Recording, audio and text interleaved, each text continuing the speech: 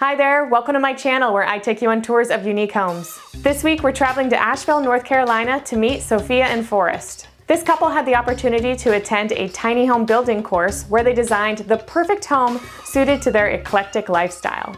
They'll show us their clever ideas which make the most of their space and talk about how this lifestyle enables them to pursue their passions. But before we jump right into the home tour, if you like videos like this, make sure that you subscribe and hit that notification bell so that you know every single time we publish a new video. Will you join me? Will you roll? Make this house our tiny home.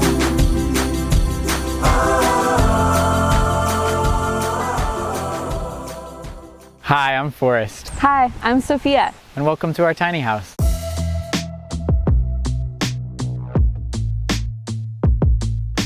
Right as the pandemic was starting, we got the opportunity to participate in the tiny house building course. The things that we needed to do and to prepare for that is we needed all of our raw materials on site. We needed our trailer, which arrived 2 days before the tiny house course started. It was so stressful. And over the next week, a group of 18 students, a primary instructor and a secondary instructor, led us all through the framing process to get it all dried in. And that was kind of what the class was. It's the basics, it's getting you started. With that, we were super optimistic. Yeah. We were like, oh, we're gonna be done by January. Give us 4 months, we're gonna be moving in middle of winter. That was an illusion, Yeah. a delusion that quickly went out the window. Yeah. When we started to get into the nitty-gritty of what building a house is. And I had never built a house before. I had certainly not. And so we were learning a lot from YouTube. Took us a full year. And our total cost was between $40,000 and $45,000. Our parents chipped in, grandparents helped. Being really transparent about that is important. The house immediately, once it was done, was valued and is insured for around $100,000. That I felt was a fair exchange of all of our labor. I started to get nervous that we didn't know where we were gonna put it. And I put out a post on Facebook being like, hey, we are building our house. Please help us find a place to park it. Do you have a place for us to park it? You know, our dear friend Lauren, who's now a friend, at the time was a total stranger, reached out and was like, hey, you know, I've been thinking about putting a spot to park a house on my property. I'll go ahead and like build a pad for you to park your home with electric and water hookups. And that is where we are currently parked. When we first moved the house into place, we were paying $650 a month, and that included our utilities. That has shifted now. We are caring for the property, and in exchange, we pay $400 a month. So we've been living here for almost exactly 2 years. I am an EMT and have worked as a medical patient advocate primarily. I'm a full-time musician. In terms of my creative work, living in a tiny home has made touring possible for me in a way that it was not before. Before we lived in this home, I would plan tours based off of when I thought my lease was going to be up, so I wouldn't have to pay rent in a place that I wasn't staying in. Now that we have the tiny house, I'll tour for a couple weeks at a time, and then I can come home and just be, because we can afford to pay just a couple $100 to kind of keep things going here. And that has been just such a huge game changer for me.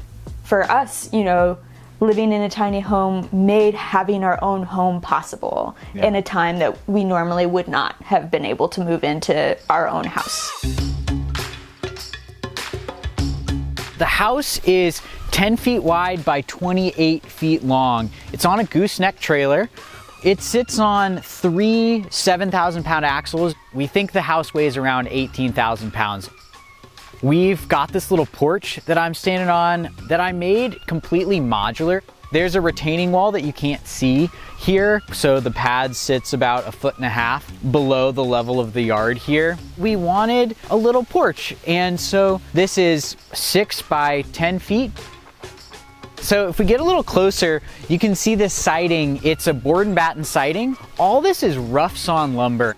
And then we went over with a penetrating stain. In terms of insulating, this house is all closed cell foam, and closed cell foam is very efficient.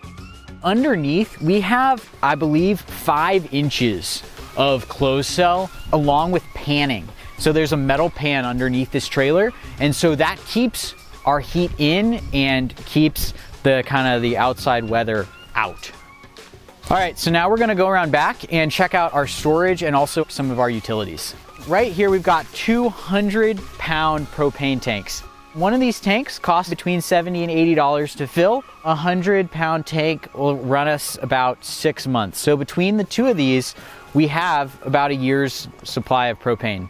This propane runs our on-demand water heater right here, so unlimited hot water, and it also runs the gas for our stove. All right, let's head around back. What you see here is our water hookup. It's just a hose. It is an insulated hose that has a heating element, and it's running anytime it gets to 36 degrees. And so this is a common RV hookup, and it runs right to our utilities over there. The other thing you'll see here is, again, just like an RV, you've got 50 amp power, 50 amp run into here, and this is our electrical panel. Accessible from the outside, we have this under kitchen storage. And as you can see, we've got about 30 or so inches here. We have a lot of space. This meets the need for having an external shed. The gooseneck element makes towing easier. It's more maneuverable in terms of getting the house into place, and it also allows for better weight distribution, both on the axles and also for the truck that's towing it. The other thing that you'll see is we have our HVAC system tucked up here underneath the goosenecks. We have good clearances behind the system as well. This is a heat pump, and so this connects to the mini split inside and provides us both heating and cooling. It's very efficient. It manages our needs super well, and our cost of running it is quite low because of how well insulated and just how tight this house is. All right, come with me. Let's check out the inside of the house. Welcome to the inside of our tiny house. I am standing in our galley style kitchen where we spend a hell of a lot of our time.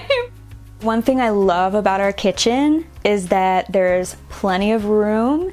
It really has a nice flow for cleaning dishes at the sink, making your tea and coffee, getting things from the freezer or the fridge, to cooking at our 4-burner gas range stove with a small oven. For us, the 4-burner stove is exactly what we need. I eat meat and Forrest is a vegetarian. When we're cooking a meal together, it's really nice to be able to, have my meat cooking on one part of the stove and he has his vegetarian option on the other. And we also have a little toaster oven. This was a bit of a contested addition to our household, which now is a much beloved addition. It's just helpful to have a smaller thing so you're not having to heat up the whole house with the oven. And then we've got our washer dryer unit here that for the most part has served us fairly well. We like to also dry our clothes when it's nice out on the lines in the backyard. One thing that I love about this kitchen is that we have this big window here. So when you're cooking at the stove, you get to look out at the beautiful view of this gorgeous tree that's in the front of our house. And it's also kind of nice because when you're cooking and you have some friends coming over, you see when they drive up. And so you can make sure that you've tidied up a little bit before they get inside. Our counters are made from wood that was grown on the farm where Forrest grew up. And so we kept this live edge to kind of preserve that feeling. They were a labor of love to sand. We had many friends who put in many hours on getting them so nice. We've got a nice, decent sized pantry that's super great and meets our needs. I also like this extra little detail because there's a step here. It's really easy for me to reach the things at the top, which as a shorter person is very helpful. I'm not having to grab a step stool or something. Heading over to the other side of the kitchen, we have a full-size fridge, which is essential for us. I like to cook with a lot of fresh produce. This has really met our needs. It's a pretty great little fridge and isn't too loud, which is something that I prioritize in terms of the appliances that we were getting, trying to get things that were a little bit more quiet. I'm sensitive to sound and it's a small space, so that was something we were definitely accounting for. We've got a little space for trash and recycling, custom built. This is just an IKEA cabinet that then we added a wood base for, and that was pretty handy. The sink is a nice big sink. It's essential, at least for us. We cook so much and we're always doing dishes, and to be able to like spread out and set things there to soak for a minute and not have to look at it is really, really crucial. All right, so moving up into the, what I call the gooseneck space, is a multi-purpose space. We have our dining table, which can fold out to accommodate 6. I've got yoga mats here, and I can actually pretty much do yoga on my own in this space as it is, but also have the option of folding this down to kind of accommodate more. A little meditation spot. And then this big beautiful window where we can see into the backyard and the gardens and this big tree that we call Gandalf, who we love. So it was really important to us that the outside invited us into this space. So we have a lot of plants in this house and it's slowly growing. I really love the amount of plants that we have in this space. It helps it feel good and vibrant. We've recently hung up hooks to hang a couple instruments, which I'm very pleased about. It's a really nice little addition that we've made.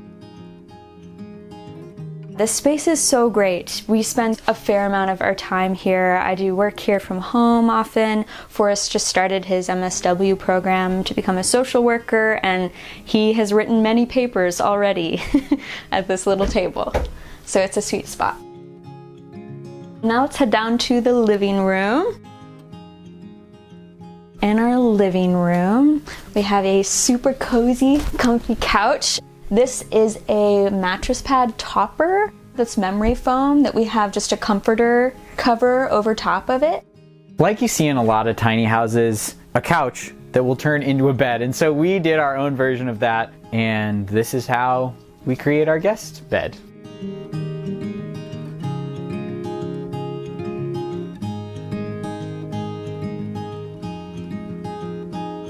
In the steps here, we have storage for dry goods.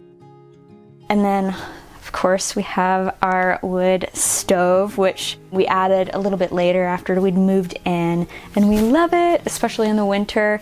I spent a lot of my time growing up in New Hampshire, where we had a wood stove in our house.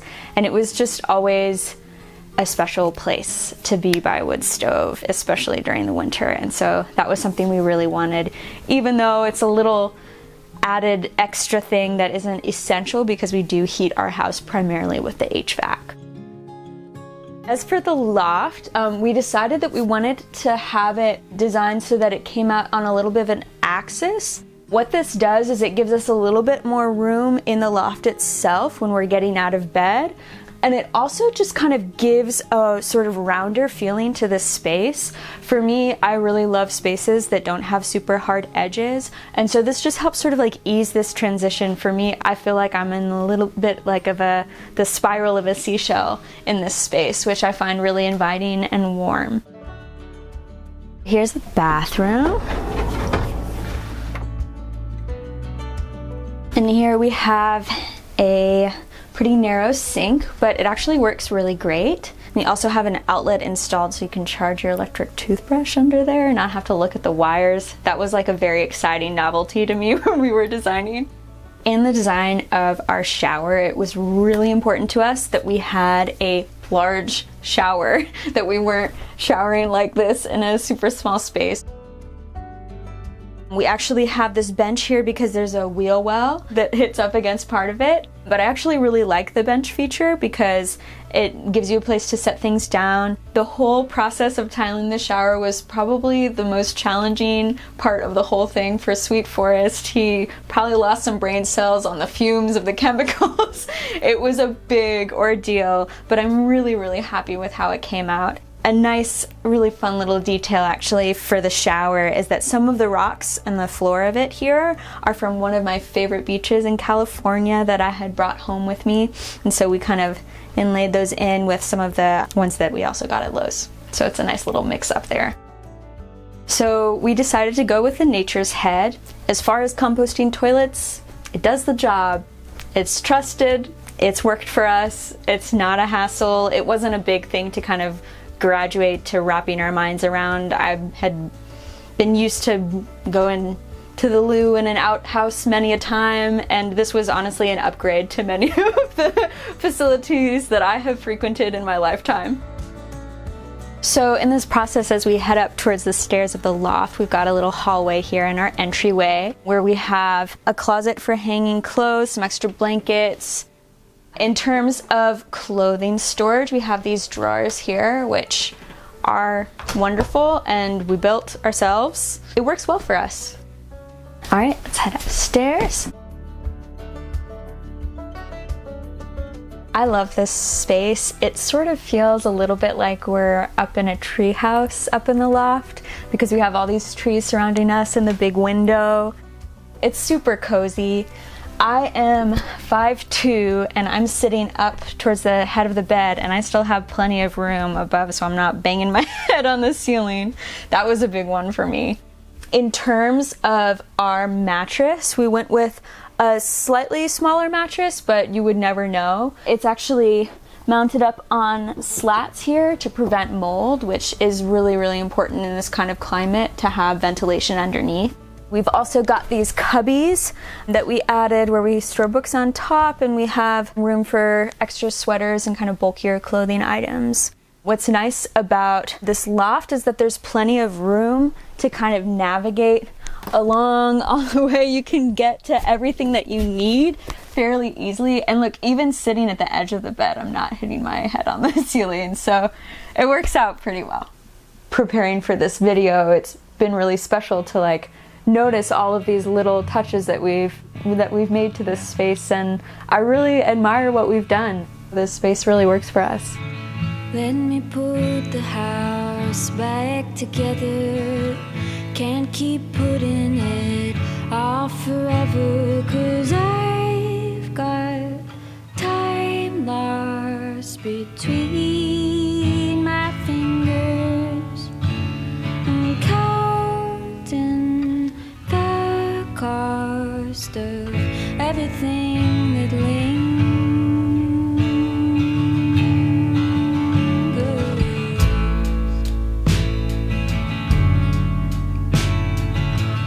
Wipe the mess up off the counter, catch the crumbs fall in my hand, try and add on to a number, maybe then I'll understand.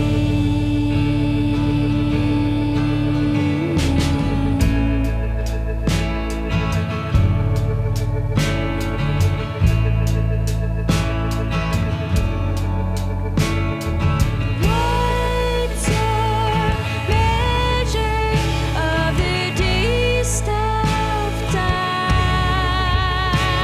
Maybe sweeties, not a bottle line. Is no number for the present tense, but I still lose time with each breath.